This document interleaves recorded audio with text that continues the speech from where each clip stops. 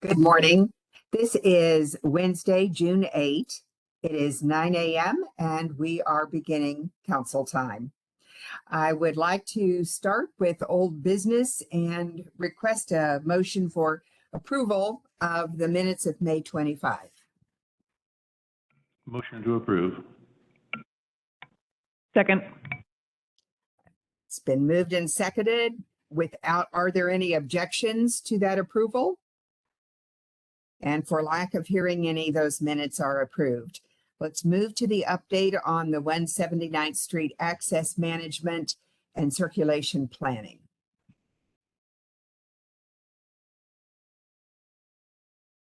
Good morning, Chair Barman and council members. Gary Albrecht on the transportation planning with Clark County Public Works.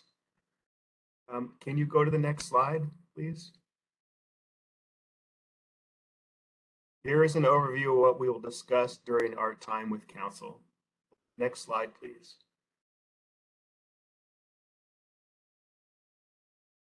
The Northeast 179th Street corridor is inside Vancouver's urban growth boundary.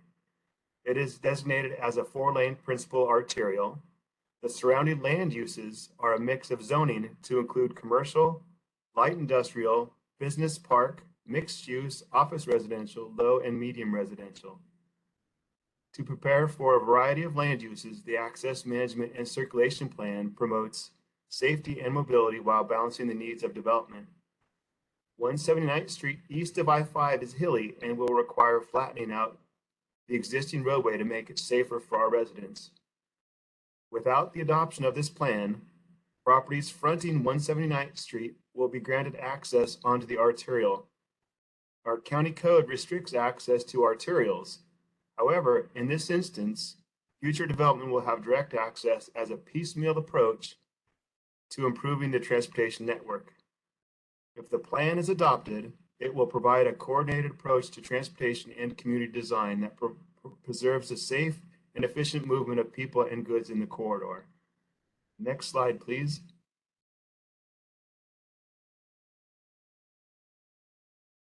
Clark County Public Works convened 2 advisory committees to guide the development of access management and circulation plan: the Stakeholder Committee and the Technical Advisory Committee. The Stakeholder Committee consisted of neighborhood representatives, utility professionals, development community representatives, Clark County Fairgrounds staff, and CTRAN staff. The Technical Advisory Committee consisted of City of Vancouver, Washington State Department of Transportation, or we also call them WashDOT, and Clark County staff. These 2 committees met 3 times in September, October, and December to provide guidance, insight, and considerations for promoting safety and mobility of the future principal arterial while balancing the infrastructure and utility needs of development. Those meetings were recorded and available on our transportation planning project webpage. This project fulfilled all of the Growth Management Act requirements through commerce notification, SEPA review, and public notices were sent for the Planning Commission and council hearings. Posters were also placed throughout the corridor notifying residents of the hearing. Public Works held an open house on January 27, 2022. Some of the comments that we received in general include: the proposed access makes existing lots unusable, roundabout sizes appear unsafe, proposed neighborhood traffic does not warrant proposed circulation improvements, environmental review concerns, not working with residents, and not enough neighborhood support. Proposed improvements appear unsafe and burden the current residents. Next slide, please.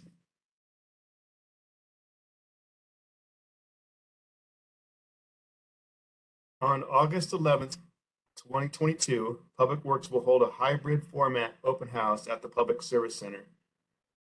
The outreach efforts will follow Title VI assurances to include a limited English proficiency determination that will help determine the languages spoken in the community so they can read the heads up letters when they go out. We will send meeting notifications to 5 neighborhood associations that will be impacted by transportation improvements and developments occurring on the 179th Street corridor. So in this map, it's really hard to make out, but we've got the neighborhood associations listed here. So we've got the Fairgrounds, Meadowglade, Richfield Junction, North Salmon Creek, and Pleasant Highlands. So we will let all of these neighbors know. So everyone, all the property owners and the site addresses will receive a mailing of the heads up letter coming. So we'll have more input from everyone other than just the people that are affected by the improvements within 300 feet of 179th Street. Next slide, please.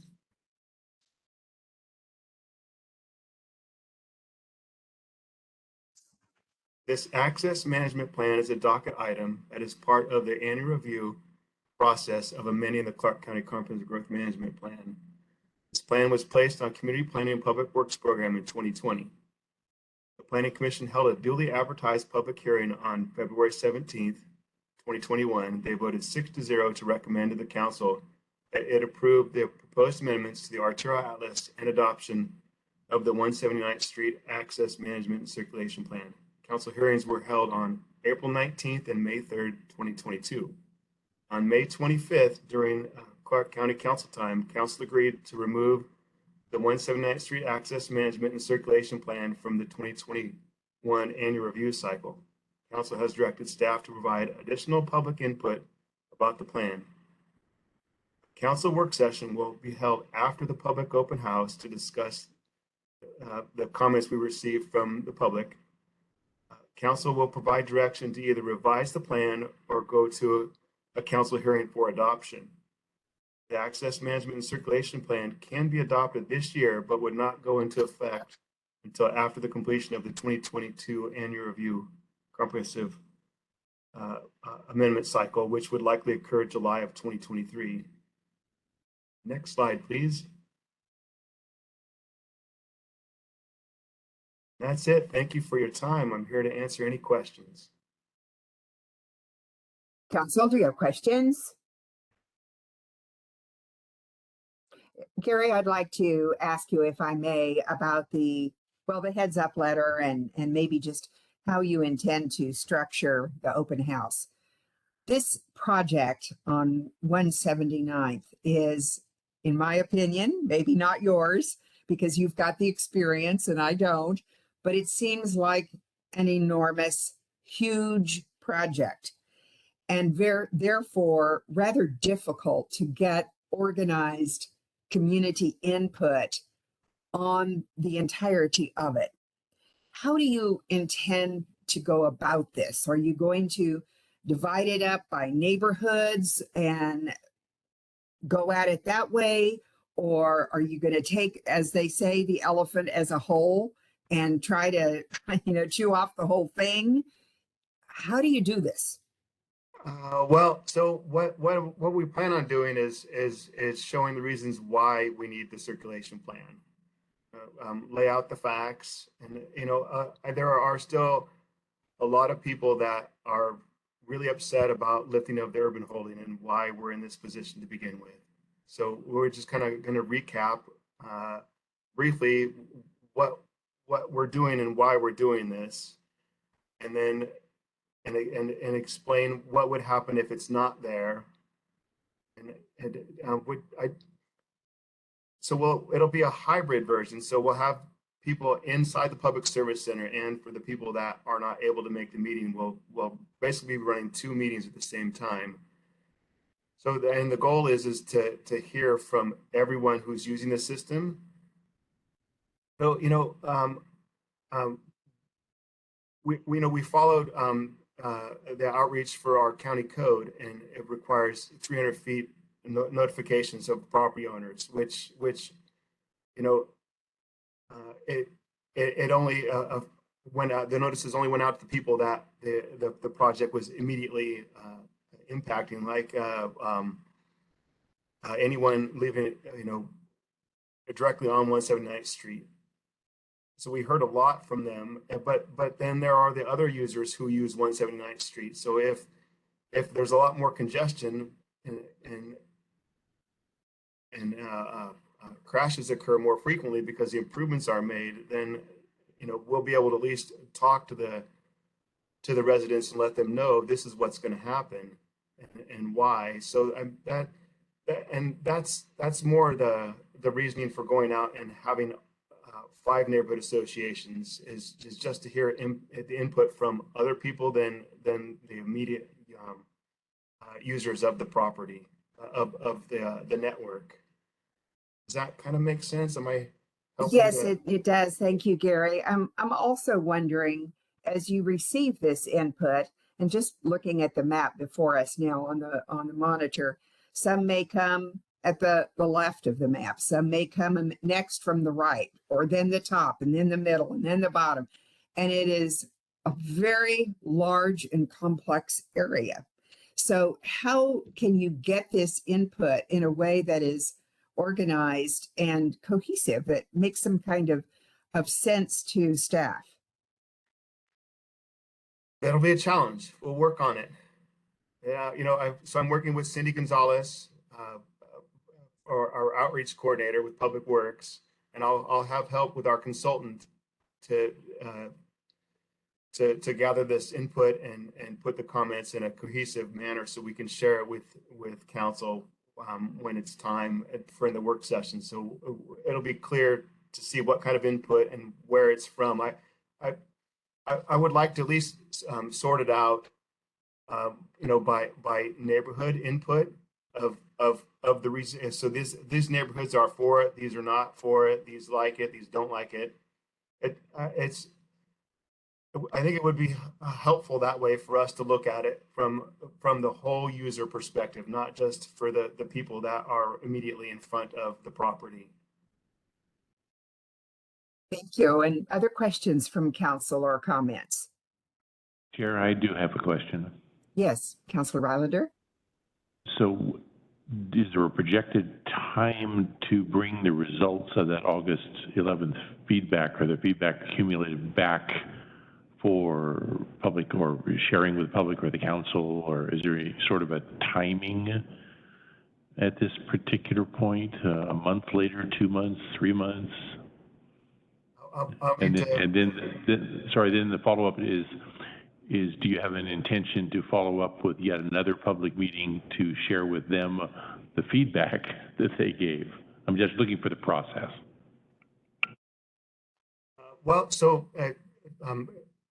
Tentatively, what we were planning on doing is holding the open house, coming back to council at a work session, and the timing of the work session it'll depend on the calendars to see what's available for everybody. So hopefully that occurs either hopefully sometime in August, actually probably September, because we'll need to do public notifications for all of the meeting notices. So once we compile all of our public input, we'll be able to firm up a date on when we can come out and let council know. And based on the direction that you provide us, we could go back to the public again and let them know the outcome. And the other option is we'll take the results of the public comments and place them on our planning webpage, our transportation planning webpage, and let them know that it's there. And then depending on the input we receive, we could either go to the hearing or go back and revise the plan with our consultant, and then come back through the planning commission, and they would have to comment again, provide a recommendation on a revised plan, and then we'd go back to the council for a hearing for adoption. So it all depends on the input that we receive from council for the timing. Just to be clear, from a transparency standpoint, I would personally appreciate having as reasonable a plan from a timing of what you want to accomplish, what will be available. I know it won't be perfect, I get it. You'll need some time to put it together, but given the feedback that we heard from the people in the area who felt they weren't in the loop, whether they were or not, I think it's important that we sort of bend over backwards to make sure that we're showing them what our plan is for having information, our general timings, and whatever the feedback, so that they know what's going. Because I've already been in touch with some of the neighborhood associations that overlap into District 5, and it's clear that they want to know what's going on. And, Yes, sir. We can be and transparent after about that. and after staff compiles all the information that's received, and as Gary mentioned, we'll bring that back as a work session, and those will be also noticed so the public can watch those and actually listen to the conversation and the feedback and the direction from council as well, so we can make sure that that is out.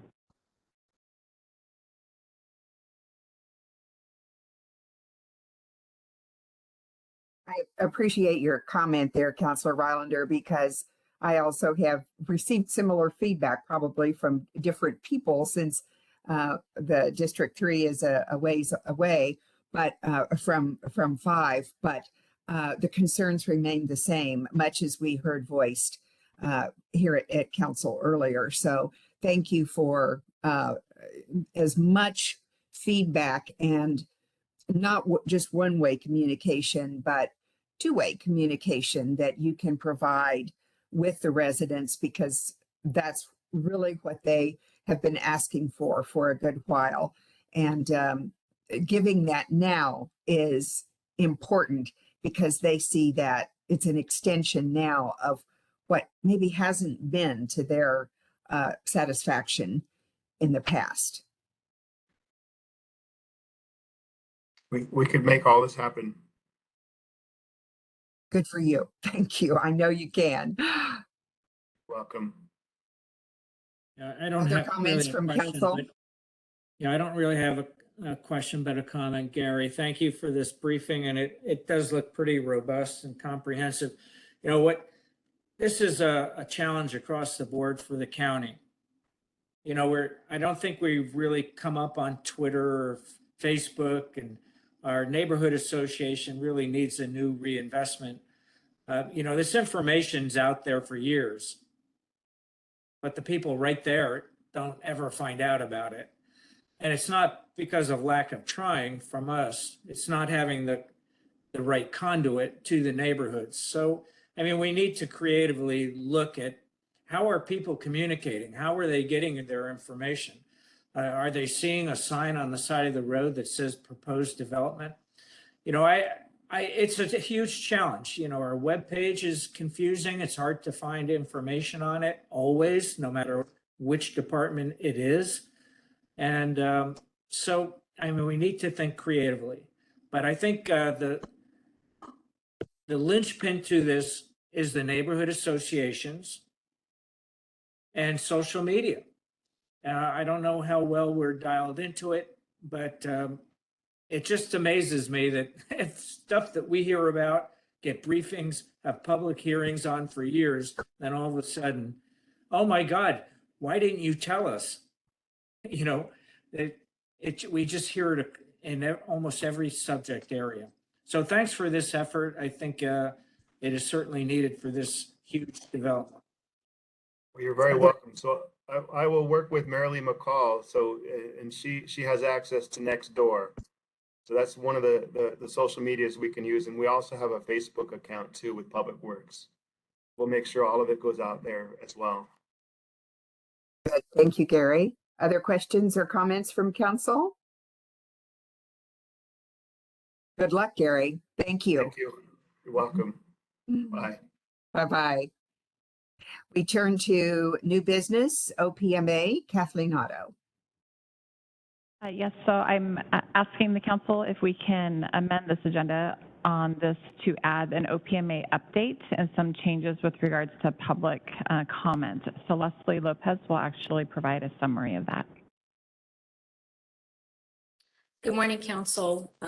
We will be talking more about this tomorrow at the retreat. I'll have this in my presentation, but I did just want to touch on the engrossed substitute House Bill 1329, which was passed. And most of the pieces of this legislation are effective June 9th, which is tomorrow. The one I'm going to talk about right now has to do with public comment, and when public comment is required or encouraged. And many of the provisions that were passed are amending the OPMA for RCW 4230. So specifically here, what has changed is that legislature is to provide public comment at what they call regular meetings, in which a public agency is taking final action. In those particular instances, the legislative body is required to provide public comment. So the question is, what's a regular meeting? There really isn't a definition in the public, in OPMA. However, it can be reasonably defined as meetings that are subject to a regular schedule. So things such as, your council meetings, and I would also say council time, something that's on a schedule.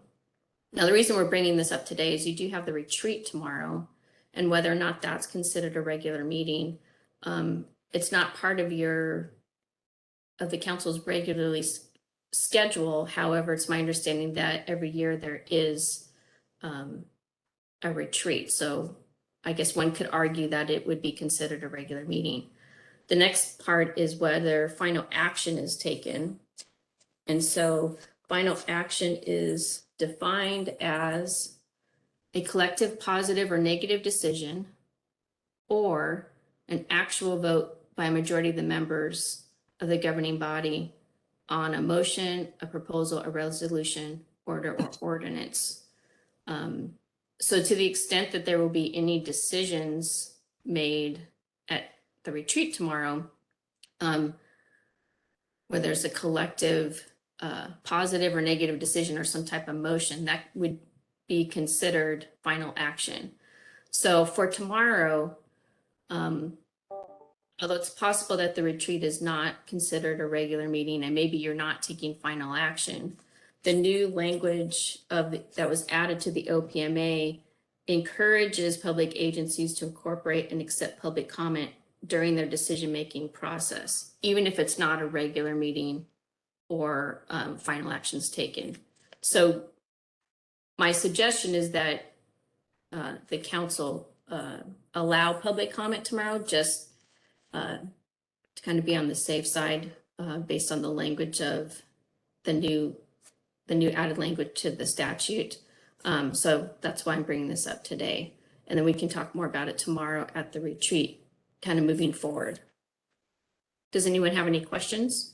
Yes, Leslie, would you please tomorrow at the retreat discuss June 21st, when we have decided that there would be final action taken on the vacant buildable lands program, and that was simultaneous with the suggestion that our procedure would be not to have public input at that time, as I recall, was made yesterday.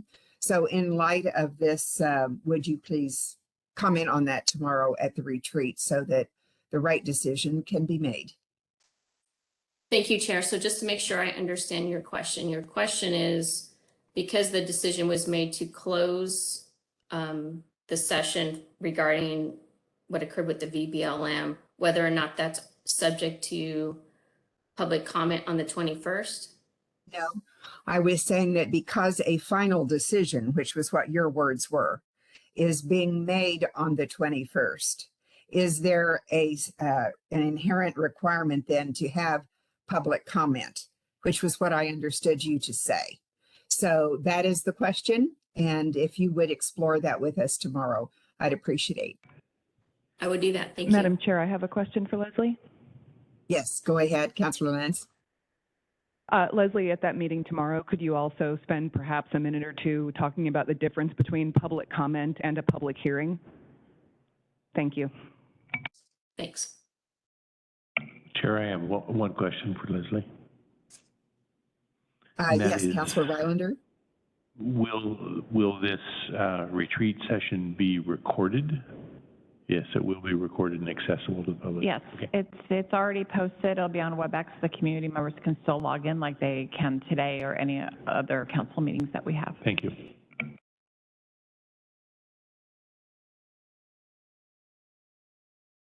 Okay, any other questions? I have nothing further. Thank you. Councilor reports. Are there any?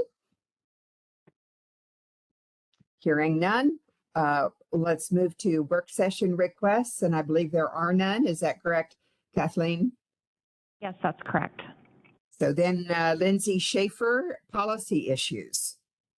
Thank you. Good morning. So just one update for you. I had a meeting yesterday with the Vancouver Lake consultant team and specifically with their folks that are going to be doing the public outreach.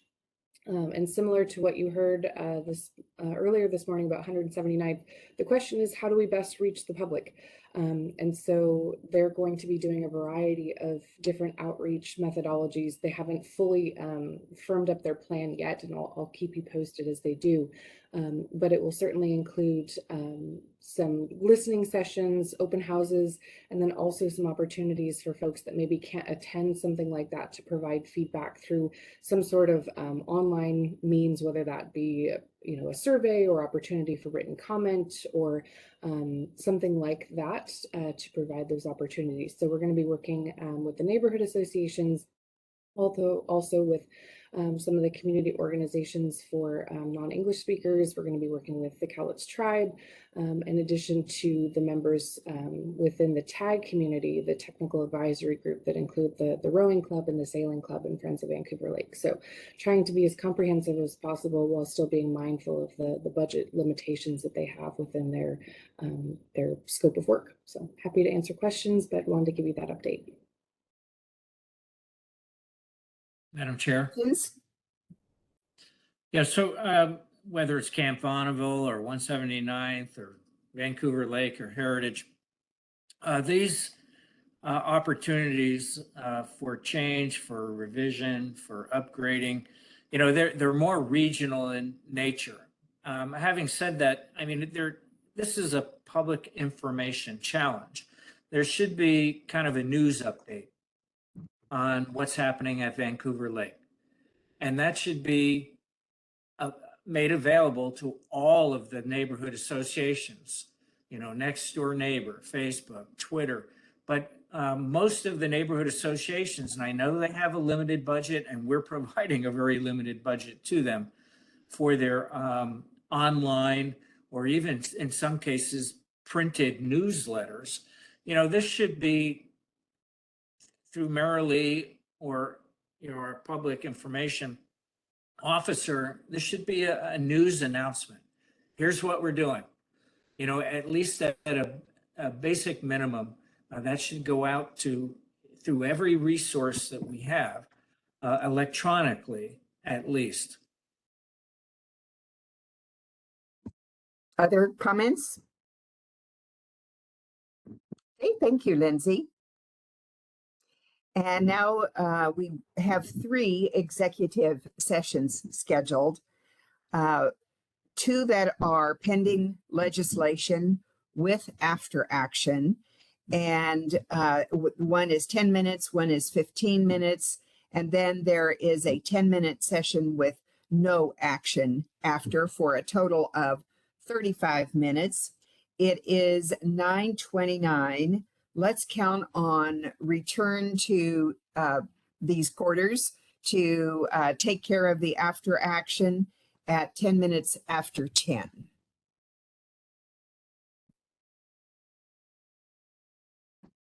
And I'll see you in executive session, Council.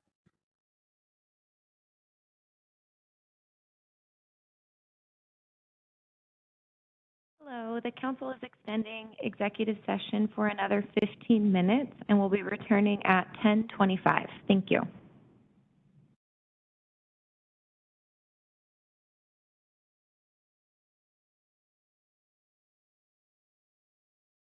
Hello, the council is extending their executive session for another 5 minutes and will be returning at 10:30. Thank you.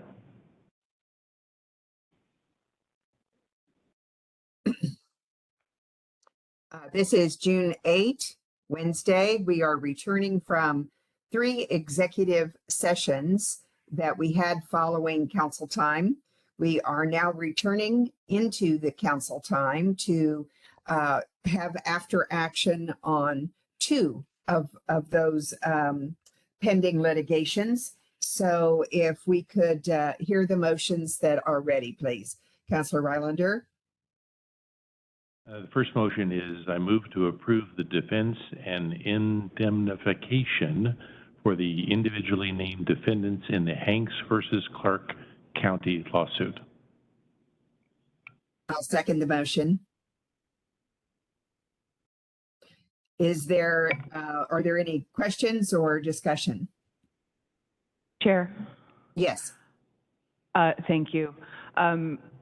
As has been discussed in some previous meetings, public meetings,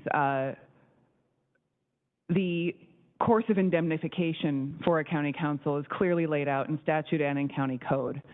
And the council shall, in most cases, vote to indemnify those who are named in lawsuits if they've been acting in the course of duty.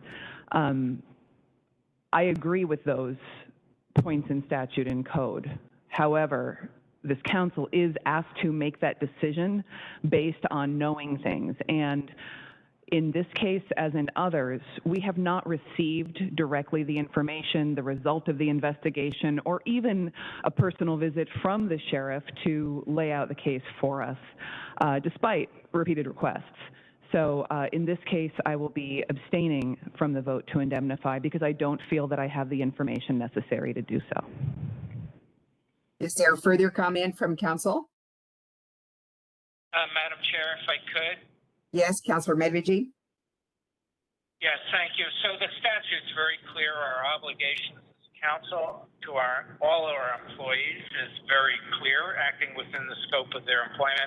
We have been fully informed by the PA's office about the circumstances and our need to indemnify. So I'm ready to vote. Are there further comments from council?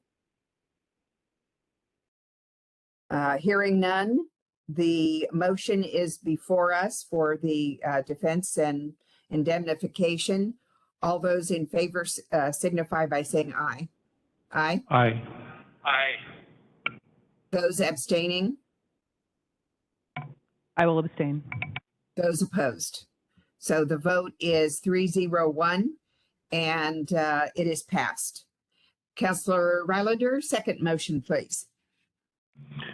I make a motion to grant Clark County Sheriff Chuck Atkins, Detective Robert Anderson's, and Deputy John Feller's request for the county to provide a defense and indemnification in the lawsuit entitled Olivia Celto et al. Versus County of Clark et al. Pursuant to Clark County Code 2.97.025. I'll second the motion. A discussion or questions from council? Chair. Yes, Councilor Lentz. Once again, as with the previous motion, we are being asked to make decisions based on verbal updates, and I don't believe that adequate information has been presented to allow the council to surely take the vote. This is a process issue, and I hope to see it remedied in the future, as we've had discussions about. Further comment from council? Yes, thank you, Madam Chair. It is a process issue. We have an obligation under state law, as well as our responsibility as counselors, to support our employees by indemnifying. We have been provided plenty of information and support for that obligation, and I am ready to vote. Further comments from council? Council Chair. Yes, Councilor Lentz. Thank you. Just to continue this a bit, we also have an obligation to those who elect us to make informed decisions based on adequate information. And we repeatedly do not get adequate information or visits from the sheriff when we are discussing matters like this that relate to his office. and the county council does often question and push back on advice from our legal counsel. When we are talking about matters of use of force and loss of life, it is sensible, in my opinion, for the council to also use a questioning eye to ensure that we are making fully informed decisions. Yeah, Madam Chair, it's a misunderstanding of our role. We don't decide the merits. We only follow the law and provide legal support to our employees. I do concur that it would be helpful to have the presence of the sheriff in this particular case and the prior one. However, and admittedly, the information that came to us was verbal and oral. However, I did find it adequate for making the vote for the defense and indemnification that is required by statute. So are we ready to vote? Hearing no objection. Ready. All those in favor signify by saying aye. Aye. Aye. Those opposed? And those abstaining? Abstention. The vote is 301 and the motion is passed. I believe that concludes our business, and council time is now adjourned.